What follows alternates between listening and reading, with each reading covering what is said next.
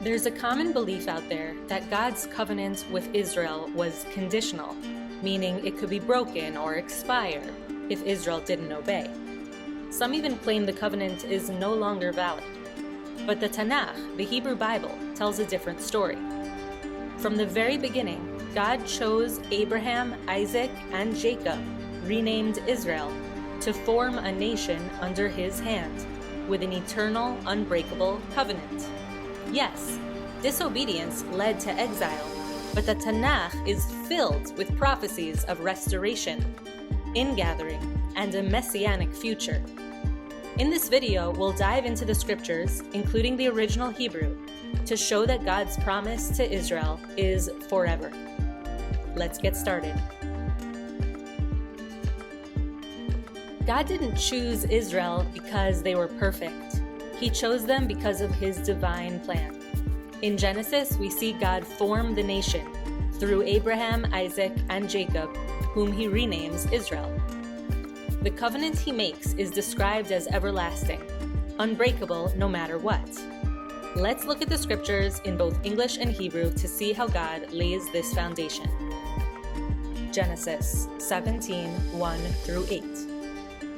When Avram was 99 years old, God appeared to him and said to him, I am El Shaddai, walk in my ways and be blameless. Tamim is like simple and perfect. I will establish my covenant between me and you, and I will make you exceedingly numerous. Avram threw himself on his face, and God spoke to him further. As for me, this is my covenant with you. You shall be the father of a multitude of nations, and you shall no longer be called Avram, but your name shall be Abraham, for I will make you the father of a multitude of nations. I will make you exceedingly fertile, and make nations of you, and kings shall come forth from you. I will maintain my covenant between me and you, and your offspring to come, as an everlasting covenant throughout the ages, to be God to you and to your offspring to come. I assign the land you live in, you are dwelling in, to you and your offspring to come, all the land of Canaan, as an everlasting holding. I will be their God. So here in Genesis, without going into all the details of the quote and studying it in depth, the main idea is God is making a covenant forever with Abraham and his descendants, forever, to give them the land as an everlasting holding. Le'achuzat Olam. Olam means world. It also means forever. We also see this covenant being called Ledorotam, for their generations, Librit Olam, as a covenant forever. Olam, that word here again. Now we're taking it as a given. You're familiar in Genesis that the story continues, that among Abraham's children, Isaac is chosen, and from Isaac's children, Jacob is chosen. Jacob is renamed Israel, and the covenant is between God and Israel. Psalms 105:6-11.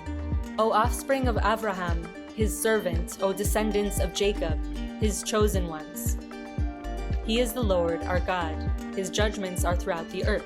He is ever mindful of his covenant, the promise he gave for 1,000 generations, that he made with Abraham, swore to Isaac, and confirmed in a decree for Jacob, for Israel, as an eternal covenant, saying, to you I will give the land of Canaan as your allotted heritage. And in the Hebrew, Zachar leolam brito, he will remember his covenant forever. This covenant that he made with Abraham and to Isaac and gave to Jacob as a law for all of Israel, as a covenant forever, saying, to you I will give the land of Canaan, your allotted heritage. It is your nachala, meaning it is your plot, it is your place. Some point to passages like Leviticus 26 or Deuteronomy 28, which warn of exile for disobedience, to argue that the covenant could be broken. Yes, the Tanakh describes consequences for unfaithfulness, like exile, but God's commitment to Israel as his people never ends. The scriptures show that even in judgment, God's covenant endures. Jeremiah 31:31 through 37. See, a time is coming, declares God, when I will make a new covenant with the house of Israel and the house of Judah. It will not be like the covenant I made with their ancestors when I took them by the hand to lead them out of the land of Egypt, a covenant that they broke, though I espoused them, declares God.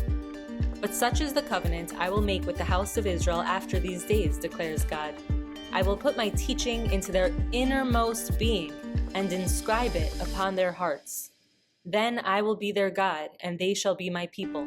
No longer will they need to teach one another and say to one another, heed God. For all of them, from the least of them to the greatest, shall heed me, shall listen to me, shall obey me, declares God. For I will forgive their iniquities, their sins, and remember their sins no more. Thus said God, who established the sun for light by day, the laws of moon and stars for light by night, who stirs up the sea into roaring waves, whose name is God of hosts. If these laws should ever be annulled by me, declares God, only then would the offspring of Israel cease to be a nation before me for all time. Thus said God, if the heavens above could be measured, and the foundations of the earth below could be fathomed, only then would I reject all the offspring of Israel for all that they have done, declares God. Of course, the heavens cannot be measured because the heavens are a perfect expression of infinity. And so this is an analogy, just like the analogy that God gives to Abraham about counting the sand of the sea or counting the stars of heaven. There is infinity in this world, and so it's not all countable. Let's look at the next one in Isaiah 54:7 through 10. For a little while I forsook you, but with vast love I will bring you back. In slight anger for a moment I hid my face from you, but with kindness everlasting I will take you back in love, said God your Redeemer. For this to me is like the waters of Noah. As I swore that the waters of Noah nevermore would flood the earth, so I swear that I will not be angry with you or rebuke you.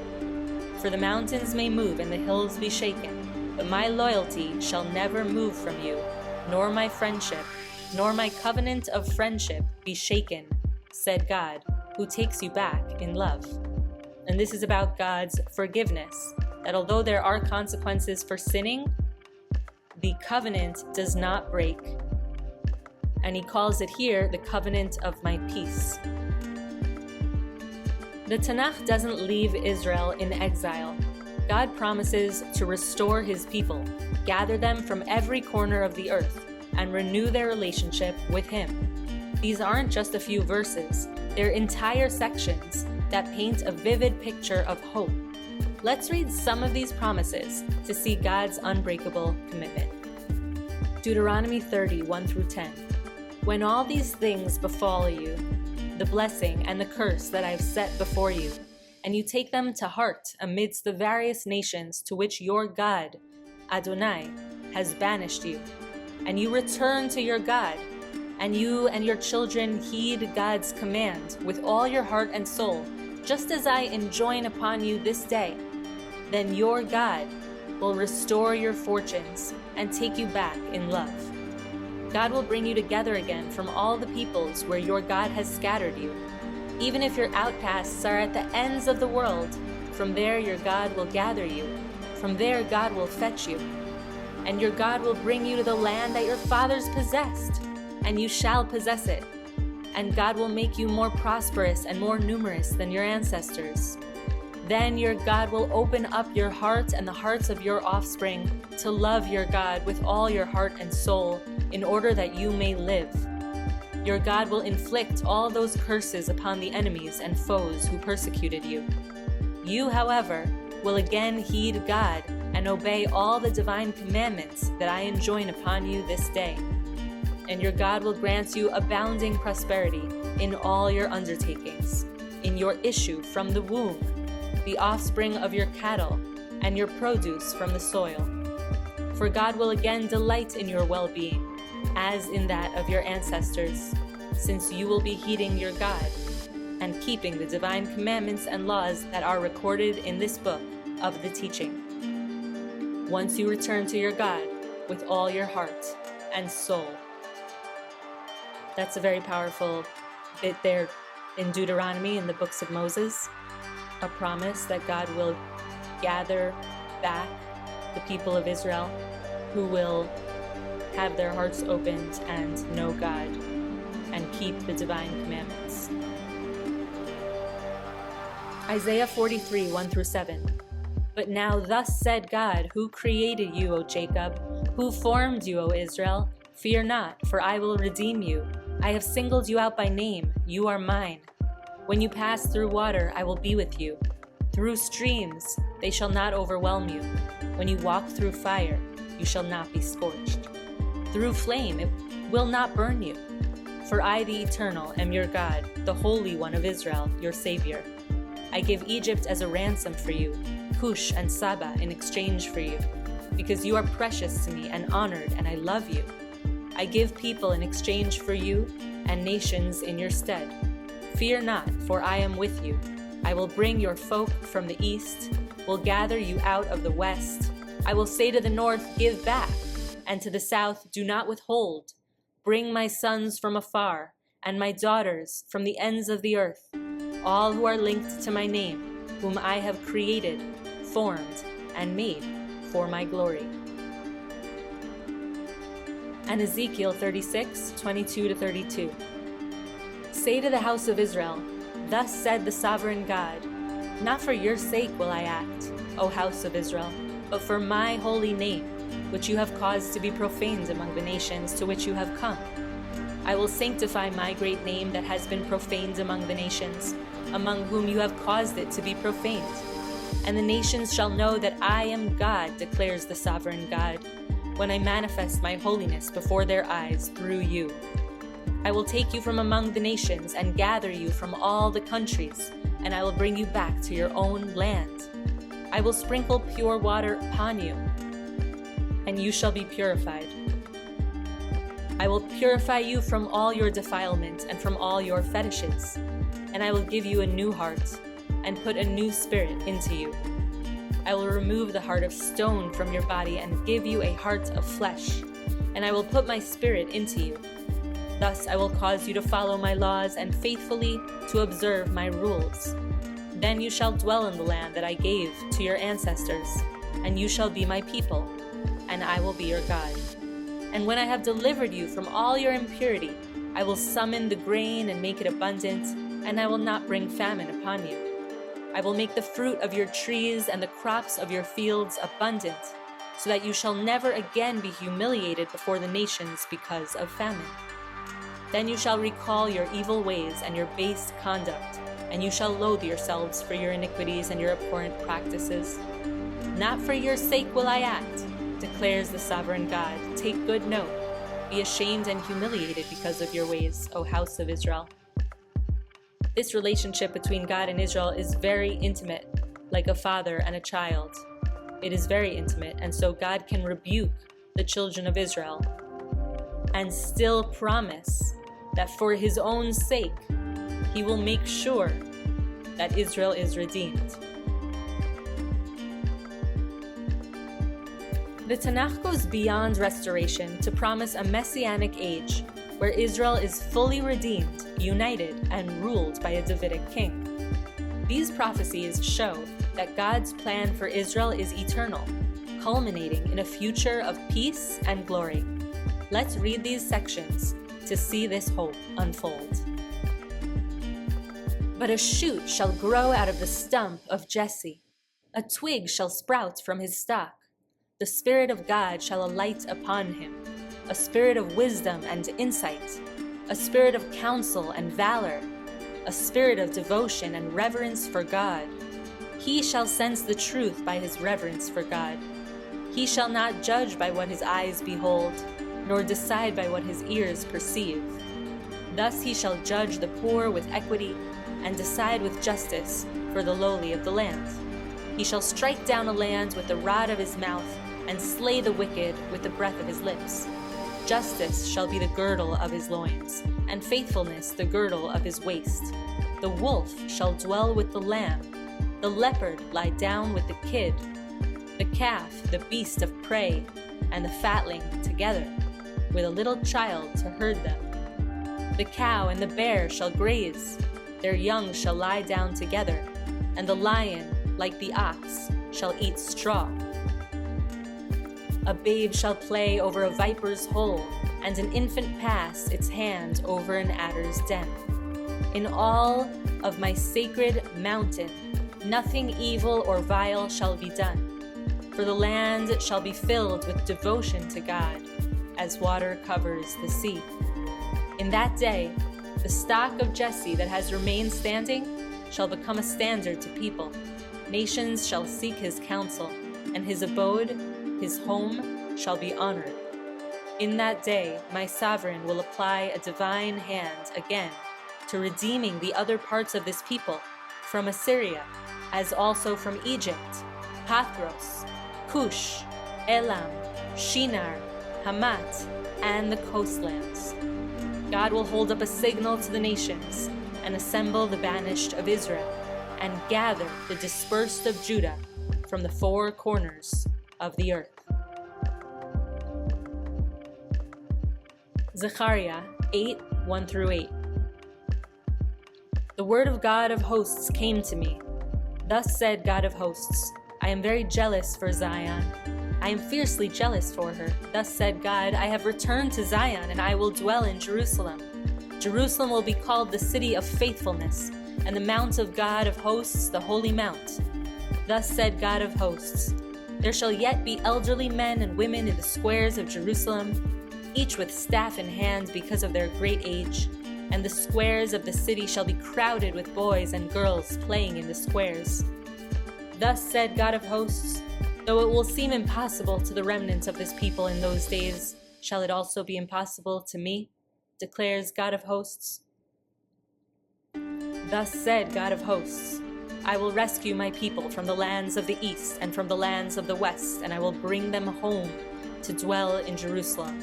They shall be my people, and I will be their God, in truth and sincerity.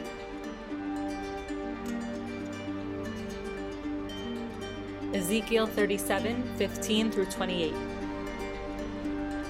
The word of God came to me, and you, O mortal, take a stick and write on it of Judah and the Israelites associated with him. And take another stick and write on it of Joseph, the stick of Ephraim, and all the house of Israel associated with him. Bring them close to each other, so that they become one stick joined together in your hand. And when any of your people ask you, won't you tell us what these actions of yours mean? Answer them, thus said the sovereign God, I am going to take the stick of Joseph, which is in the hand of Ephraim, and of the tribes of Israel associated with him, and I will place the stick of Judah upon it, and make them into one stick. They shall be joined in my hand. You shall hold up before their eyes the sticks that you have inscribed, and you shall declare to them, thus said the sovereign God, I am going to take the Israelite people from among the nations they have gone to, and gather them from every quarter, and bring them to their own land. I will make them a single nation in the land, on the hills of Israel, and one king shall be king of them all. Never again shall they be two nations, and never again shall they be divided into two kingdoms. Nor shall they ever again defile themselves by their fetishes and their abhorrent things, and by their other transgressions. I will save them in all their settlements where they sinned, and I will purify them. Then they shall be my people, and I will be their God. My servant David shall be king over them. There shall be one shepherd for all of them. They shall follow my rules and faithfully obey my laws. Here it's obviously, this is way past the time of David, so it's talking about a son of David, a descendant of David. Thus they shall remain in the land that I gave to my servant Jacob, and in which your ancestors dwelt. They and their children and their children's children shall dwell there forever, with my servant David as their prince for all time. I will make a covenant of friendship with them. It shall be an everlasting covenant with them, and I will establish them and multiply them, and I will place my sanctuary among them forever. My presence shall rest over them. I will be their God, and they shall be my people. And when my sanctuary abides among them forever, the nations shall know that I, God, do sanctify Israel. So what does this mean for the modern state of Israel? Some argue it has no biblical significance since it's a secular state formed in 1948. The Tanakh doesn't mention a modern nation, but its prophecies of ingathering, like from the four corners of the earth, are timeless and evident throughout the texts. The return of Jews from places like Russia, Ethiopia, and beyond, and the land's renewal, echo passages like Ezekiel 36. Whether this is prophetic fulfillment is a question worth exploring. The Tanakh invites us to see God's hand in history.